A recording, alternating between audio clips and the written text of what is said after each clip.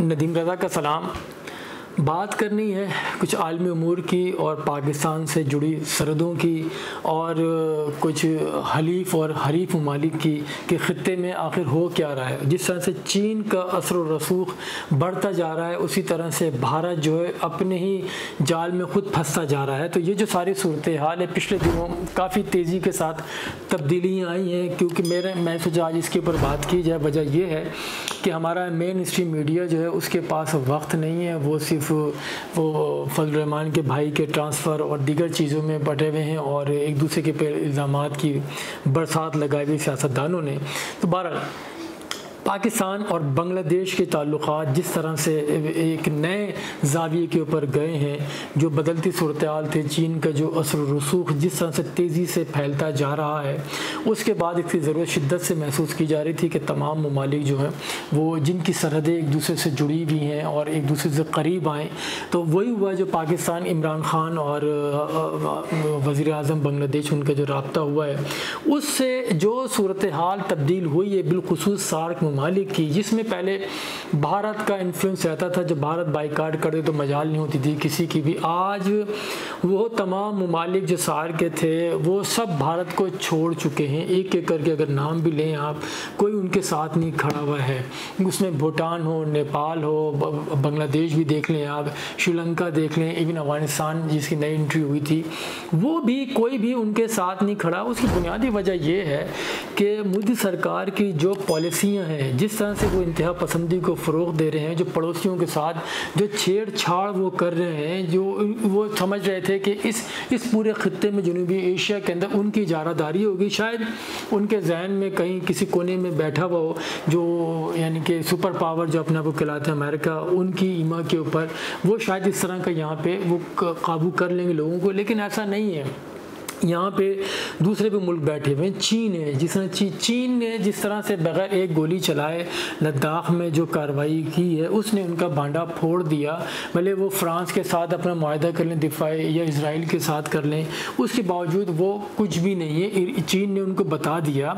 जिस तरह से भारत ने कहा था कि नेपाल के साथ सरहद जुड़ी हुई, उसको परेशान किया, भूटान को, फिर श्रीलंका के अंदर जो कार्रवाई उन्होंने की, फिर बांग्लादेश के अंदर जिस तरह से चीज़ें की हैं, उससे अल्टीमेटली बांग्लादेश के अंदर भी उनका असर रसूख कम होता गया। यही वजह है जो पिछले चंद रोज़ कबल जो दोनों पाकिस्तान और बांग्लादेश के वज़ीर आज़म की जो बातचीत हुई है, उस बातचीत को लेके भारत के अंदर जो भारत का जो अपना कौम परस्त मीडिया है, जो कंसिडर किया जाता है मोदी सरकार की आशीर्वाद के साथ चल रहा था, उनका फंडेड मीडिया सारा, वहाँ पे भी इंतहाई खौफ व राज इन उस सेंस में कह रहा हूँ कि वहाँ पे एक थलथली सी मच गई है कि हो क्या गया, ये पाकिस्तान और बांग्लादेश एक दूसरे करीब कैसे एकदम आ गए, ये क्या हो गया। क्योंकि बाला एक सबको मालूम है तल्ख हमारी यादें माजी की जो हुआ 71 के अंदर जो सुकूत ढाका हुआ, उसके बाद सिलसिला चला आ रहा था, बीच में उतार चढ़ाव रहा।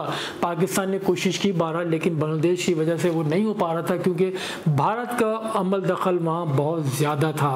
लेकिन जब से ये शहरियत का कानून भारत के अंदर हुआ है और फिर कश्मीर में जो मजालिम ढाए जा रहे हैं उनके ऊपर, तो बांग्लादेश ने फिर सोचना शुरू किया। बिल्कुल से 2019 के इंतखाबात के बाद से उनका असर रसूख कम करने के लिए मनसूबाबंदी की। वो यही वजह है क्योंकि चीन का असर रसूख देखते हुए फिर बांग्लादेश भी माइल हुआ, क्योंकि बांग्लादेश को भी पता है कि पाकिस्तान चीन का बहुत करीबी ताल्लुक़ है, यानी कि पैदाइश के साथ ही हम दोनों एक दूसरे के साथ जुड़े में, गहरी दोस्ती इतनी किसी और की शायद हो या ना हो, लेकिन पाकिस्तान की ज़रूर है चीन के साथ, क्योंकि हर आड़े वक्तों में चीन ने हमारा साथ दिया है। जो सी पैक का जो माहिदा हुआ है वो सबसे बड़ी डेवलपमेंट है। वन बेल्ट वाला भी वो चल रहा है। अब चीन जिस तरह से बांग्लादेश में सरमायाकारी कर रहा है, ये एक बड़ी हैरतअंगेज़ बात है। इसी के बाद जो फिर भारत के जो मंसूबे वहाँ चल रहे थे वो सर्दमोरी का शिकार हो चुके हैं। क्यों कि बांग्लादेश ने देखा जैसे भारत ने ईरान को धोखा दिया, उसको 4 साल तक बातों में लगाए रखा कि अब वो टैग बिछाएगा, नहीं हुआ। तो इसीलिए चीन ने हर चीज़ को देखते समझते हुए अब भारत के मंसूबों पे काम रोक दिया। और यही वजह है कि भारत के तहफ़्फ़ुज़ात जो उनकी रिजर्वेशंस थी सलेट एयरपोर्ट की तामीर के मुताबिक, जो कहते हैं कि भारत की सरहद के साथ ही है, उसका कॉन्ट्रैक्ट भी चीनी कंपनी को दे दिया गया है। और फिर चीन ने जिस तरह से कहते हैं कि तकरीबन 40 अरब डॉलर के करीब की सरमायाकारी की एनर्जी सेक्टर के अंदर, हाउसिंग में और दीगर इंडस्ट्रीज़ उन्हें लगाई हैं चीन ने। तो इससे भारत में तशवीश पाई जाती है, क्योंकि दोनों जो वज़ीर-ए-आज़म के दरमियान पाकिस्तान और बांग्लादेश में जो बातचीत हुई थी उसमें कश्मीर का भी इशू आया था, शहरियत कानून आया था, क्योंकि बांग्लादेश को इसलिए ज़्यादा फिक्र हो गई थी कि जो 71 में जो भारत ने जिस तरह से वो प्रोवोक किया था और यहाँ से जो लोग हिजरत करके इंडिया गए थे उनको भी नेशनलिटी नहीं दी जा रही। क्यों नहीं दी जा रही? कि वो मुसलमान हैं। बांग्लादेश की समझ में शायद अब आया है कि भारत हम उनके साथ हाथ कर गया है, किस तरह से उसने पाकिस्तान के खिलाफ उनको करवाया था। अच्छा, यही वजह है कि कश्मीर का भी डिस्कस हुआ है उस बातचीत के अंदर, क्योंकि जो मजालिम कश्मीर में ढाए जा रहे हैं वो ढके छुपे नहीं हैं, सबके सामने। बदकिस्मती की बात यह है कि अब तक बांग्लादेश खामोश रहा था, लेकिन बात वो कहते हैं ना कि जब अपने ऊपर आती है तो फिर सबको सूझती है कि एक दूसरे को बाजू पकड़ा जाए, किसी को लिया जाए। तो बहरहाल ये जो सारी चीज़ें हैं वो चीन के बढ़ते हुए असर व रसूख की बुनियाद पे सारा कुछ हो रहा है, क्योंकि चीन की पॉलिसी ये रही है कि वो इक़्तिसादी तौर पर मुस्तहकम हो, जंगों के ऊपर उसका निसार कम होता है, क्योंकि चीन की यही ख्वाहिश होती है कि यानी सबको साथ लेके चला जाए और सब जगह तरक्की यकसा हो। क्योंकि अगर पड़ोसी ममालिक की तरक्की होगी तो लाजमी बात है वहाँ पर इंतहा पसंदी नहीं होगी सारी, क्योंकि भारत की जो पॉलिसियाँ अब तक रही हैं वहाँ पर देखें, या जो मुल्क काम नहीं कर रहा होता, जो हुकूमतें काम नहीं करी होती है, जिनके लीडर नाकाम हो चुके होते हैं, उनके मुल्कों में देखें इंतहा पसंदी होती है और जो गुर्बत है उसको बेचा जाता है, गुर्बत को बेचा जाता है। गरीब लोगों की हिमायत नहीं की जाती, गरीब लोगों के लिए पॉलिसी नहीं बनाई जाती, हाँ, लेकिन बार बार गुर्बत गरीब का जिक्र अलापा ज़रूर जाता है। वो ये वहाँ पर हो रहा है सारा। देखें आप, जिस तरह कोविड-19 में पॉलिसियाँ बनाई गई वहाँ पे, उसको अपनी नाकामी को ख़त्म करने के लिए इंतहा पसंदी को फ़रोग़ दिया जा रहा है। वहाँ पे मुसलमानों के ख़िलाफ़ जिस तरह हज़रत सराई हो रही है, जैसे कफील खान वो आपके सबके सामने किस तरह मसीहा है उसके साथ जुल्म किए जा रहे हैं। तो ये 12 मुसलमान ममालिक को इस जानिब देखना होगा, अपने उस तरह देखना होगा किस तरह से लोगों को मज़ालिम हो रहे हैं और लोगों की मदद करनी होगी। ये नहीं होता कि एक मुसलमान मुल्क के बाशिंदों के ऊपर मजालिम किए जा रहे हैं, आप बैठे रहें कि हमारे तो ताल्लुकात है, हमारी मईशत उससे चल रही है, ऐसा हरगिज़ नहीं होता।